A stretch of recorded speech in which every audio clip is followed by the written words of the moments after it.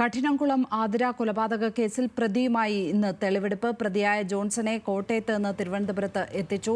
വിഷം കഴിച്ചതിനെ തുടർന്ന് Johnson Kottayam medical കോളേജിൽ ചികിത്സയിലായിരുന്നു. 21-നാണ് ഇൻസ്റ്റഗ്രാം സുഹൃത്തായ ആതിരയെ ഇയാൾ കൊലപ്പെടുത്തിയത്. വിവരങ്ങളുമായി തിരുവനന്തപുരത്ത് നിന്ന് മീര ചേരുകയാണ്. മീര, എപ്പോഴാണ് തെളിവെടുപ്പ് നടക്കുന്നത്? പോലീസ് എന്തൊക്കെ വിവരങ്ങൾ ഇയാൾക്കെതിരെ ശേഖരിച്ചിട്ടുണ്ട്? എന്തൊക്കെ തെളിവുകൾ ഇതിനോടകം ശേഖരിച്ചിട്ടുണ്ട്? ഇയാളുടെ മൊഴിയിൽ നിന്ന് വ്യക്തമാകുന്ന വിവരങ്ങൾ എന്തൊക്കെയാണ്? ലക്ഷ്മി, ഇന്ന് അല്പസമയത്തിനകം തന്നെ ഈ പ്രതിയെ തെളിവെടുപ്പിനായി കഠിനംകുളത്ത് എത്തിക്കും എന്നുള്ള വിവരമാണ് ഇപ്പോൾ നമുക്ക് ലഭിക്കുന്നത്. ഇന്നലെ വൈകിട്ടാണ് കോട്ടയത്ത് നിന്നും പ്രതിയെ തിരുവനന്തപുരത്ത് എത്തിച്ചത്.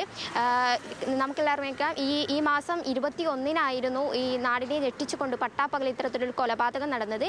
ഈ പ്രതി ജോൺസണും ആതിരയും തമ്മിൽ ഇൻസ്റ്റഗ്രാം വഴിയുള്ള പരിചയവും ആ സൗഹൃദം പിന്നെ വളരുകയുമായിരുന്നു. ഈ ആതിര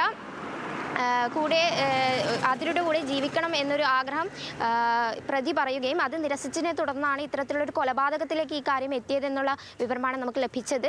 തുടർന്ന് ഈ പ്രതി ഈ കൊല്ലപ്പെട്ട ആതിരയുടെ തന്നെ സ്കൂട്ടർ ഉപയോഗിച്ച് രക്ഷപ്പെടുകയും കോട്ടയത്തെത്തുകയും അവിടെ ഒരു വീട്ടിൽ ഹോം നഴ്സായി ഒളിയിൽ താമസിക്കുകയായിരുന്നു. ഈ പ്രതിയുടെ ലുക്കൌട്ട് നോട്ടീസ് ഉൾപ്പെടെ പോലീസ് പുറത്തുവിട്ട സാഹചര്യത്തിലാണ് നാട്ടുകാർ ഈ പ്രതിയെ കണ്ടെത്തുകയും പിന്നീട് പോലീസ് പിടികൂടുകയും ചെയ്യുന്നത്. പിടികൂടുന്ന സമയം ഈ പ്രതി എലിവിഷം കഴിക്കുകയും അവശനിലയിലാവുകയും പിന്നീട് കോട്ടയം മെഡിക്കൽ കോളേജിലേക്ക് മാറ്റുകയായിരുന്നു.